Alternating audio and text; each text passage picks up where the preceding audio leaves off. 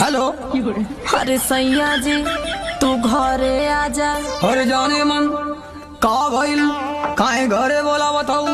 राजा अब तनिको तोहरे बिन न रहल जाला हो। हाँ तो उहे हाल धनिया हमरो अब बुझाला हो। तोहर फोटो रतिया दिनवा बस निहारेला। रानी हम हूँ तोहरे नाम में बस उचारीला।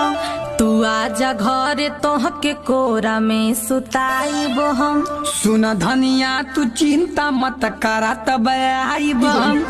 राजा हो सेज पर जवानी हमर जराता। रानी तो से मिले के हमरो मन उछाड़ता। लाली बाली बिंदिया सैया तोहर के बोलावता। कर बरदास तू घड़ी मिलन के आवता। अरे